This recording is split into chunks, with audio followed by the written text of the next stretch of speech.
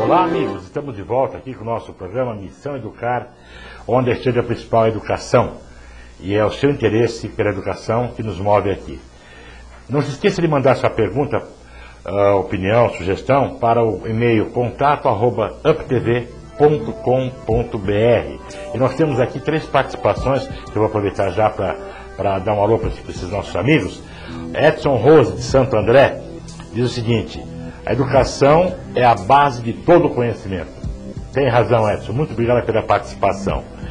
Temos também aqui a Glória Xavier, de Santo André. Ela diz assim: quero um livro! Olha, nós teremos aqui sorteio no 4º bloco de alguns livros. Então, vá mandando sua mensagem para cá, que entre os participantes nós vamos sortear alguns livros para vocês, né? E também nós temos o Manuel Costa, de São Bernardo do Campo, diz assim: ótimo programa, parabéns pela iniciativa. Esse é um ótimo programa, parabéns UpTV. Muito obrigado pela sua participação, Manuel. E vocês participam do nosso programa, fazem o nosso programa conosco. E não se esqueçam, quem tiver notícias sobre educação para mandar para nós, mande com foto, com texto, com filme, como você quiser. E essa notícia vai ser veiculada aqui para todo mundo saber o que você está fazendo pela educação. Então agora, nós teremos aqui no nosso programa uma entrevista muito importante sobre educação, naturalmente, com alguém muito envolvido com educação.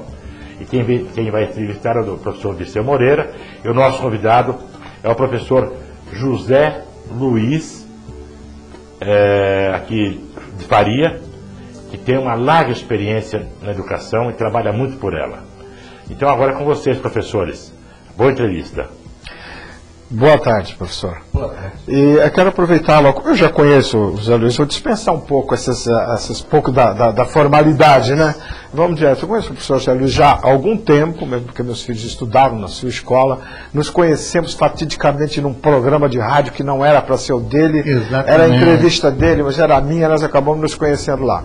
Mas, professor, assim, eu gostaria que você dissesse, porque eu conheço, mas eu quero que os nossos internautas possam conhecer um pouquinho o que é essa metodologia do L de luz que você tem muito bem colocada em toda a sua escola, toda a sua metodologia. Bem, o L de luz é uma explicação assim bem simples. A parte vertical do L, que é maior, é tudo aquilo que Deus nos dá. E aquela parte menor do L, horizontal, é aquilo que nós fazemos com aquilo que recebemos de Deus. Então, nós que somos educadores, nós temos que aproveitar todas as oportunidades, todos os momentos, para proporcionar aos alunos essa plenitude do aprender. Aprender que ocorre de uma forma muito mais intensa, muito mais fácil, do nascimento até por volta dos 6, 7 anos. Então, essa forma do L de luz é nada mais, nada menos do que educar com amor. Professor, já que você colocou com essa descida, é muito interessante, porque quando a gente usa o termo avatar, ele tem o sentido da descida da lei, ou seja, da descida dessa luz, e que aí depois ela se espalha no sentido horizontal, que pega todas as nossas crianças. Hoje a ciência, né, o campo da neurociência nas suas pesquisas, está mostrando bastante assim de que aquela questão da plasticidade cerebral, que aí isso ampliou o conceito de aprendizagem. Dentro do L de luz, como é que você, então, hoje está se atualizando, colocando uma coisa, já que eles expandiram, eu tenho a impressão que o seu L na horizontal vai ficar bem expandido aí também, você não acha? Até algum tempo atrás, costumava-se dizer que todo o desenvolvimento significativo da inteligência do ser humano ocorre do nascimento até por volta dos 6, 7 anos. Isso. Agora essa plasticidade aumentou um pouquinho, certo? Só que só conhecimento não basta. Existe também aquilo que se chamam valores morais e valores espirituais. Isso, conhecimento é poder, mas se esse poder for dado a crianças que se tornam jovens e depois adultos, sem que nesses primeiros anos de vida, e aí não tem plasticidade nenhuma não, ele fica ali do nascimento até por volta dos 6, 7 anos, valores morais, valores espirituais, o poder fica na mão de pessoas perigosas. Exatamente. Porque é nesse momento que se mostra o amor. Eu sei que na sua escola, uma das coisas que meus filhos lá estudaram, a gente acompanhou, é uma escola até que eu diria assim, estrategicamente pequena, no sentido de tal maneira que eu sei, você, a sua esposa, a sua filha, de uma certa maneira, tem um contato amplo com as crianças, ou seja, você conhece, e com isso fica mais fácil para transmitir esses valores. Como que é a presença e a participação dos pais, então, dentro dessa metodologia? Com certeza. O envolvimento, né, do profissional, do professor, do educador com a criança, ele é de suma importância. Tem uma frase que a minha esposa, que é a coordenadora pedagógica da escola, a professora Ives, grande abraço, Ives, na frente da mesa dela, diz o seguinte: escola e família são anjos de uma asa só. Precisamos estar abraçados para poder voar. Mas o que acontece na atualidade? Nós mesmos somos um pouco culpados por conta disso. Né? As famílias, principalmente as mães, trouxeram a humanidade desde os primórdios da criação, sem nós, educadores, psicólogos, pedagogos, pediatras, fonoaudiólogos e assim por diante. Por quê? Utilizando aquele sentimento de mãe, na hora que ela tinha que dar uma bronca, na hora que ela tinha que deixar para lá. Mas aí os especialistas em educação apareceram, né, e começaram a dizer para as mães que elas não sabiam mais educar. Que elas não sabiam, que elas traumatizavam, aí que se tivesse um não ia causar uma série de problemas. E o pior de tudo é que elas acreditaram nisso. E hoje as mães têm medo de assumir a educação dos filhos. E delegam para escolas que muitas vezes não estão preparadas ou não querem assumir mais esse compromisso. Professor. Então aqui eu coloco uma das coisas que eu havia falado antes, um comentário aí. Isso que você está falando é fundamental, porque aí não é nem a questão do alicerce, é o que vem antes que segura o alicerce, que é a fundação. E hoje, se bobear, daqui a pouco, então, as crianças vão deixar as crianças na escola, para que a escola tome conta delas, por causa exatamente dessa questão desses valores que você está falando. Tira da mãe esse poder, esse dom divino que é dado a ela de ser mãe e de cuidar. Exatamente. E de educar. Esse poder, né, de educar tem que ser reconquistado pelas mães. E as escolas têm que ajudar as famílias através de encontros, de escolas de pais, de programas como esse, dizendo para eles que os muros de escola e família foram derrubados. Sim. Por conta até da informática, da internet. Não dá mais para deixar isso aí, a responsabilidade da família, isso é da escola. Temos que trabalhar juntos, estar abraçados por conta de tudo isso. Então, eu sei inclusive que na sua escola, como eu já tive a oportunidade de fazer algumas palestras lá, que você evidentemente cria na sua escola uma escola de pais, mas no sentido de que não é escola para dizer assim que você tem que ser pai, não, mas até para despertar nele, né? Prontas, exatamente. Me fala da sua experiência lá na escola de pais. Muitas vezes você participou com efusivos elogios por parte dos pais. É fazer com que eles te percebam que tudo que eles estão ouvindo eles já sabem. Exato. Tudo que eles só não está sendo praticado. Exatamente, né? Não estão praticando o amor. Se fala muito do amor, se fala muito em educar, se fala em limite, se fala em disciplina, e se fala, e se fala, e se fala. E para a criança, falta o exemplo, né? Se você não coloca em prática aquilo que você diz, não fume com o cigarro na mão, não beba bebendo, não funciona. Agora eu vou pegar em cima disso para você comentar também. Vou citar aqui uma frase. Um grande educador também, que foi o professor Henrique José de Souza, ele tem uma frase dele assim, que para mim é a abertura de todas as minhas palestras e cursos.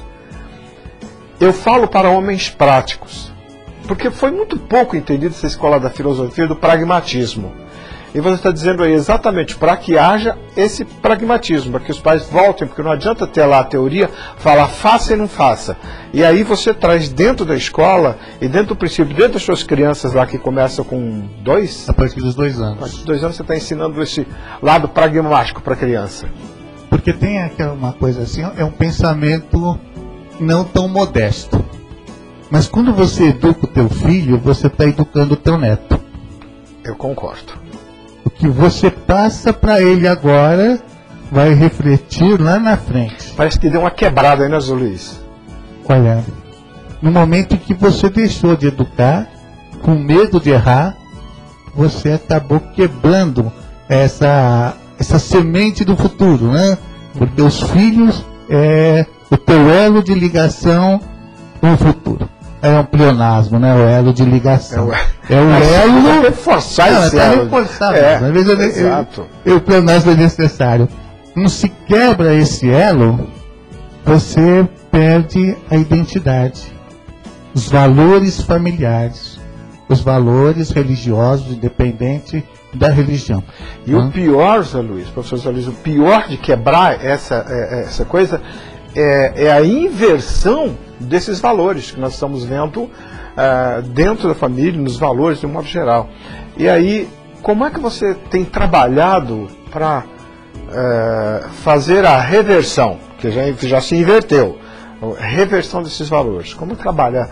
Porque esse L de luz realmente fica muito bonito. Desce a luz, ok? E que se expande para desde as crianças, seus professores, todo mundo com esse mesmo objetivo. A nossa escola é aberta. Não é um lugar que as pessoas pagam para que seus filhos recebam lá os ensinamentos. Nós somos abertos a responder às dúvidas dos pais. E muitas vezes nós respondemos a pergunta que eles não fazem.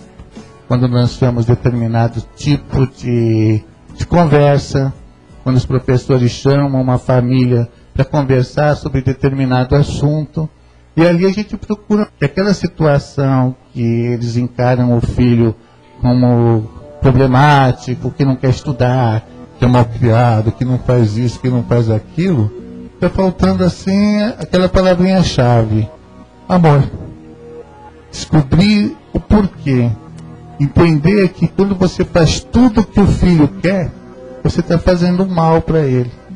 Quando você pensa que dando tudo que ele quer, na realidade você está dando tudo aquilo que ele não precisa. Exatamente, e criando uma dependência em cima disso.